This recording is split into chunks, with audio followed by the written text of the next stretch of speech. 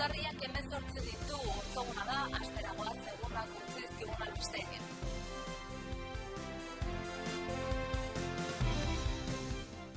Haur hezkuntzarako eta lehen hezkuntzarako lan eskaintza publikoa onetsi du Nafarroako Hezkuntza Departamentuak. 73 irakasle postu berrietatik 39 euskerazkoak dira. Lab sindikatuak hezkuntza ituna etengabe atzeratzen ari dela salatu du. UPN-ko presidenteak ez du lehiakiderik izango 2019ko hauteskundetarako lehendakari gaia aukeratzeko primarioetan. Atzo asteazkena bukatu zen hautagaiak aurkezteko epea eta espartzaz gain ez da inor aurkeztu. Nafarroako gobernuak 1,8% igoko die pentsio osagarria 22.000 alarguni. Erorien monumentuaren etorkizuna prozesu partartzaile baten bitartez erabakiko dute. Nafarroan 14 urteko kartzela zigorra ezarri diote gizonezko bati bere alabari sexu erasoak egiteagatik.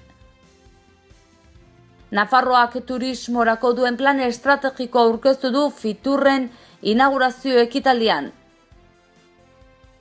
Eta Pamplona-Iruña kartxalter turistikoa aurkeztu du bertzeak bertze Fiturren. Atzo aurkeztu zituzten proposamen turistikoak prentsaurrean egindako agerraldian. Ortzogun honetako albisteekin hasteko haur hezkuntzarako eta lehen hezkuntzarako lan eskaintza publikoa onetsi du Nafarroako Hezkuntza Departamentuak. 73 ikasle postu berrietatik 39 euskerazkoak dira.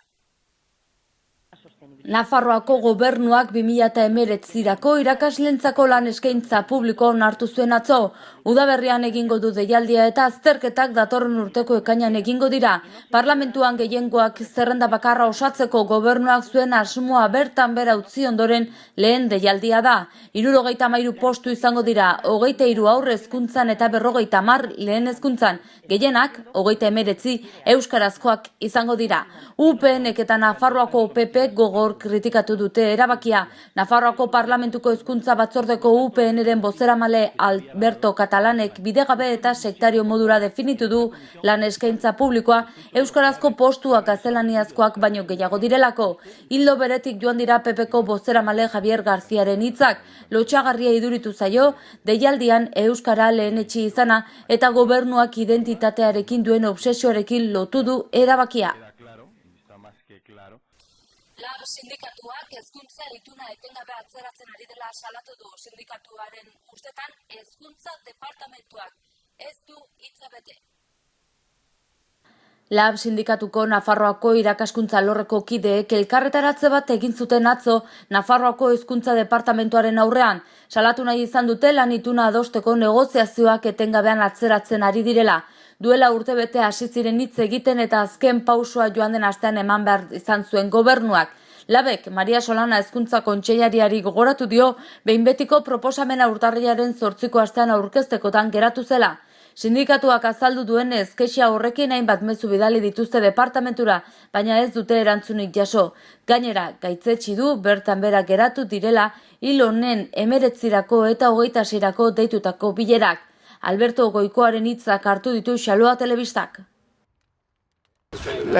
La sindikatotikan adierazi nahi dugu eta garbi utzi nahi dugu negoziazio prozesu bat zabaldu zenean, asmoa genula prozesu koherente batean izteko eta benetan murrizketa fase, orain arte murrizketa fase hori jasan izan dugun gainditzeko, eta ikusten dugu hezkuntza departamentuaren aldetikan egitasmo hori praktikara ez dela eramaten, hain zuzen ere utz egiten dutelako prozesuan markatutako datekin eta benetan demostratzen ez delako benetako gogoak negoziazio baten bidez planteatzen diren edo exigitzen diren hobekuntzak emateko. Eta hori da orain eskatu nahi duguna, benetan negoziazio prozesuari ekiteko eta benetan hezkuntza sistema berri bati eta beharri erantzuteko alegin guztiak mahai gainean jartzea. Eta UPNko presidenteak ez du lehiakiderik izango 2019ko hauteskundetarako lehendakari gaia aukeratzeko primarioetan. Atzo asteazkena bukatu zen hautagaiak aurkezteko epea eta espartzaz gain ez da inor gehiago aurkeztu. Atzo bukatu zen UPN-eko primarioetan 2019ko hauteskundetarako alderdiaren lehendakari gai gisa hautagaitzak aurkezteko epea, eta inorrez da ausartu Jose Javier Espartzari itzale egitera. Orain, alderdiaren botere makineria bere eskuetan duela, beste behin erritmoak nahieran erabili ditu. Oso azkar joan da dena urtalira, hasieran UPN-ek ez zuen jendaurrean egin behar zuenaren argibiderik eman. Hala, iragan astean bat-batean primarioak aurkeztu zituen, 8 egun eskas baino ez zituen eman hautagaitza aurkezteko. Guztien helburua boterea kosta ala kosta eskuratzea da. Bestela, Espartzaren etorkizun politikoa akituko da. Sanzen garaiko gehiegikeriek eta Barzinaren garaiko murrizketek gestore onaren mitu auzitan jarri zuten, eta orain UPN-ek ezin dezake onartu herritarren gehiengo batek ondorioztatzea beste alderdi batzuek hobeto egin dezaketela. 2016ko kongresuan UPN-ek eraberritzeko asmoa azaldu bazuen ere, keinu huts bat besterik ez da izan. Oposizio kritiko baina zentzuzko baterako tarterik ez dago. Alor ekonomikoan zerga infernua eta enpresen iesa salatzen dute. Alor politikoan egungo gobernuaren kutsu nazionalista eta euskararen imposizioa. Adibidez, Espartzak baliabide guztiak Nafarroa euskalduntzako erabiltzea aurpegiratzen dio Uxue Barkosi. Albiste gehiago utzezkigu gaurko egunak, Nafarroako gobernuak 1,8 igoko die pentsio osagarria 22.000 alarguni. Iaztik Nafarroan 22.000 alargunek diru osagarri bat kobratzen dute euren pentsioa palak lanbide arteko gutxieneko soldatarekin parekatzeko. Foru legeak zehazten du urtetik urtera inflazioaren arabera edo bataz besteko soldate igoeren arabera igoko dela laguntza. Iaz, Nafarroako kontsumo prezioen indizeak 0,6an amaitu zuen eta soldatak bataz beste 1,8 igo ziren. Horren bestez, foru gobernuak laguntza hori 1,8 handituko du. Miguel Laparra, Nafarroako gobernuko gizarte eskubidetako lehendakari ordeak oso positibotzat jo zuen neurria. Laparrak azpimarratu du erosmen ahalmena irabaziko dutela. Horrek ez du esan nahi pentsioak osorik horren beste igoko direla, izan ere, aurten gizarte segurantzak pentsio guztiak 0,8 handituko ditu. Adibidez, Hego Euskal Herriko pentsioak bataz beste 2,83 euro igoko dira. Igora txiki horik ezkarria da pentsio apalenak dituztenentzat. Gutxieneko soldatara heltzeko falta den osagarri horretan ezarriko du hain zuzen 1,8 igoera foru gobernuak. Neurriak 22.000 alarguni eragiten die, baina baita pentsio txikiak jasotzen dituzten kolektibo gehiagori ere. Azken horiei iaz ez zieten osorik pentsioa gutxieneko soldatarekin parekatu, eta berez 2019an amaituko du prozesu hori. Hala, aurten igo beharreko 3ko igoeraz gain beste 1,8 igoko diete laguntza. Eta erorien monumentuaren etorkizuna prozesu parte hartzaile baten bidez erabakiko dute. Herritarrek izan dute hitza erorien monumentuarekin zer eginen den erabakitzeko. Aldez aurretik proiektu lehiaketa jarriko du abian Iruñako udalak eta 5 onenak aukeratuko ditu, gero prozesu parte hartzailea zabalduko dute iruindarren esku egon dadin zer egin monumentuarekin, askatasunaren plazarekin eta Serapio Espartza inguruarekin. Monumentuari dagokionez, denetariko proposamenak onartuko dituzte baita botatzea ere. Beti ere, legediaren kontra egiten ez badute izan ere, babestutako eta katalogatutako eraikina da. Horrez gain, mantentzekotan erabilera berriak lehenetxiko dituzte memoria historikoaren araudiarekin bat egiten dutenak. Ideiak ere proposatu daitezke, baina eraikinaren erabilera jarraia sustatzen dutenak estimatuko dituzte gehien. Eta Nafarroan 14 urteko kartzela zigorra ezarri diote gizonezko bati bere alabari sexu erasoak egiteagatik. Nafarroako probintzia auzitegiak 14 urte eta 3 hilabeteko kartzela zigorra ezarri dio gizonezko bati alabari egindako sexu eraso jarraitua tarteko. Alabak 12 urte bete arte jasan zituen aitaren abusuak. Kartzela zigorraz gain urruntzea agindu eta 5 urtean alabarekin komunikatzeko debeku ezarri dio epaileak. Halaber 60.000 euroko kalte ordaina eman barko dio egindako kalte moralarengatik. Azken erasoa 2016an gertatu zen, biktimak 12 urte zituela eta hurrengo egunean harrera zentro batean sartu zuten. Nafarroak turismorako duen plan estrategikoa aurkeztu du Fiturren egin den inaugurazio ekitaldian.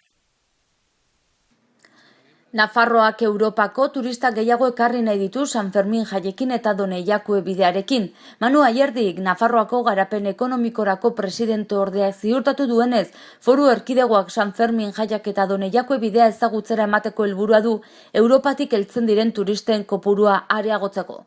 Maitena Ezkutari turismo zuzendari nagusiak azaldu duenez, helburua betetzeko neurrien artean, Nafarroak €1,5 inbertituko ditu iragarki kanpainetan foru erkidegoa atzerriko merkatuan kokatzeko Alemanian eta Frantzian batez ere. Ayerdik 2017-2025 aldirako turismo plan estrategiko aurkeztu du Fiturren, aipaturiko planaren arabera hazteko aukera handia du Nafarroak. Foru gobernua Done Jakue bidea sustatu nahi du hazkunde horretan lagun dezakela iritzita eta Iruña Frankfurtekin lotzen duen linea berria baliatuz.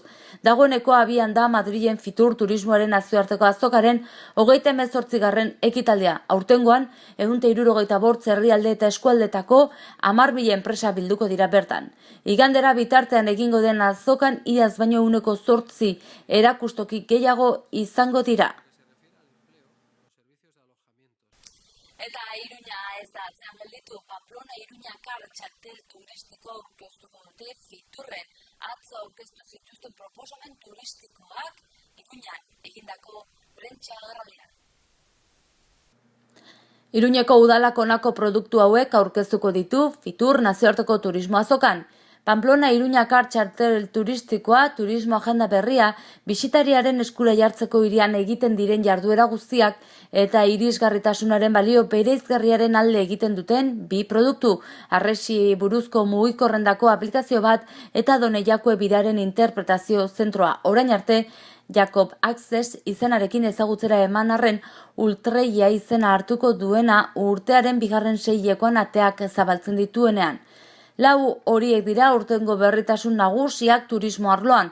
Hala azaldu dute prentsaurrekoan tokiko ekonomia jasangarriko zinegotzi ordezkari Patricia Peralesek eta turismo zerbitzuko zuzendari Maria Bezunarteak. Proposamenak Madrilen aurkeztuko dira, urtarrilaren 17-21 eginen den Fitur azokan eta xedea dute Iruña ezagutzera ematea jomuga turistiko espezifiko gisa, Nafarroako turismo proposamen orokorraren barruan egon arren nortasun propioa eta irudi identifikagarri jakin bat duen hiri gisa. Gaur prentsaurreko honetan Fiturrera eramanen duguna jakinarazi nahi dizuegu eta dakizuen bezala estrategia turistikoa garatzeko orain dela gutxi udalak martxan jarri zuen plan estrategiko bat eta gure apostua da turismo jasangarri baten alde lan egitea. Plan estrategiko honen bitartez, jarduera turistikoa integratu nahi dugu modu orekatua eta jasangarri baten. Non bermatuko da harreman egokiak hiritarre eta turisten artean. Gaur, aprobetxatu nahi dugu ere, plan honen helburuak gogorarazteko. Eta esan nahi dugu, alde batetik, garapen jasangarria bere 3 alderdietan kontemplatu behar da. Hau da, arlo ekonomikoan, sozialean eta ingurunean. Hori, jarraitzen dugu, esaten zeintzuk diren plan turistiko honetako helburuak, eta alde batetik marka turistikoa ere definitu nahi dugu, erabili nahi dugu Iruñak duen nortasuna marka turistiko hori sendotzeko eta beste alde optimizatu behar dire produktuak eta baliabideak, gobernantza hobetu behar da eta okupazioa eta gastuaren igoera sustatu nahi dugu. Helburu hauek bete daitezen, hainbat ekintza jarri dira ere martxan eta azaldu nahi ditut batzuk, alde batetik, dakizuen bezala udal plan urbanistikoa moldatuko da, hau da, piso turistikoak arautu ahal izateko eta bermatzeko alde zaharrean egon daitekeen saturazioa. Gero, esan behar da, jarraituko dugula lanean Hondarribi eta Baionarekin batera, Creacity proiektua indartzeko eta sustatzeko, eta proiektu horretan jakinarazi nahi duguna da, pues gure ondarea, gure harreziak eta gure gastronomia. Gero, iragarri nahi dugu ere, Donejakue bideko elkarte batean sartu gara, eta, pues honen apostua egingo dugula, turismo bulegoaren zerbitzua ere, pues areagotu nahi dugu. Goazen orain eguraldiaren iragarpena zen den ikusten.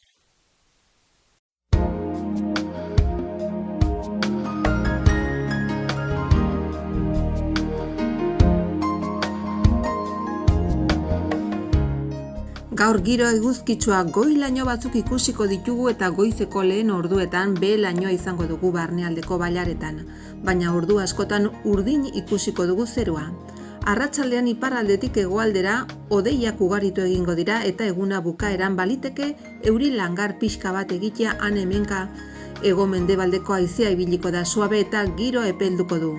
Kantauri isurialdeko zenbait tokitan 15-16 gradura iris gaitezke.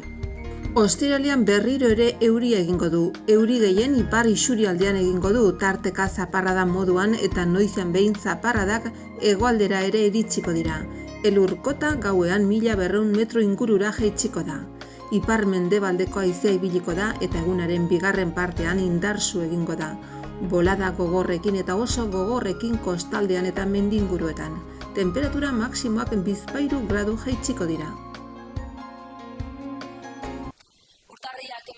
Gaur, goazen egunak utzizkeun albisten errepasoa egitera titularrekin.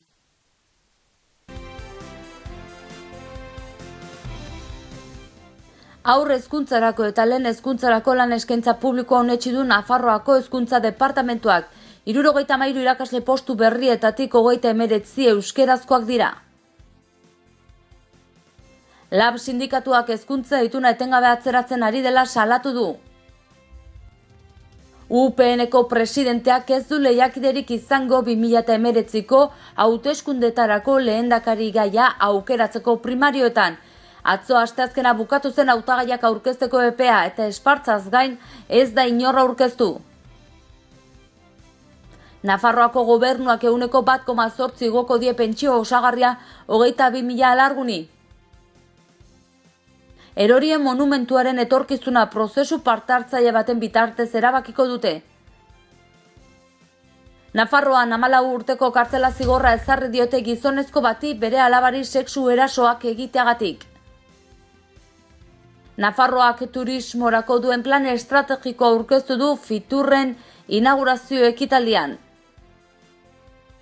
Eta Pamplona-Iruña kartxalter turistikoa aurkeztu du bertzeak bertze Fiturren.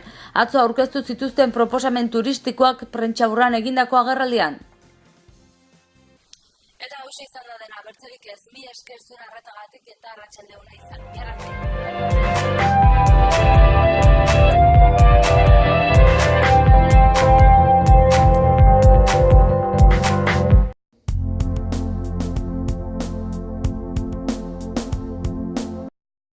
Errenta aitorpena. Hasi da aurrez aurre errenta aitorpena egiteko epea. Ekainaren 23 bitartean arretarako guneetan aurkez dezakezu ala aurrez hitzordua eskatuta Nafarroako ogasuneko bulegoetan. Orain gainera, zeure ekarpenak zehazki nora joanen diren ikus dezakezu aurrekontua.nafarroa.eus gunean sartuta. Ekarpenez eraikitako etorkizuna. Nafarroako gobernua. Gobierno de Navarra. Gorritxon atsedenerako sistema hoberenak eta loaldi egoki batendako beharrezkoak diren produktuak aurkituko dituzu. 40 urte daramatzagu punta-puntako materialak eta marka hoberenak bezeroaren eskura jartzen. Deskansatzeko sistemetan aditua gara, sofak, koltsoiak, somierrak. Hurbildu eta eskuzabali jasoko zaitugu. Iruña, Gorritxo. Erratzun kanpin baztan oporretan deskansatzeko eta ongi pasatzeko 4 izarretako kanpina. Ingurune zoragarrian eta lasaian. Hondarribi eta Donibane Loitzuneko hondartzetatik 3 ordu laurden eskasera, baztan kanpina. 100 metro kuadroko 150 partzel esiak eta itzalarekin, argindarra eta ura zornitutakoak. Heldu eta umentzako 2 igerileku, jolastoki, ostatu, jatetxe, supermerkatu, padel pista, squash, petaka eta ping-pong. Mediku zerbitzu 150 metrotara erratzu herrian bertan. Erratzun Baztango bihotzean Baztan kanpina.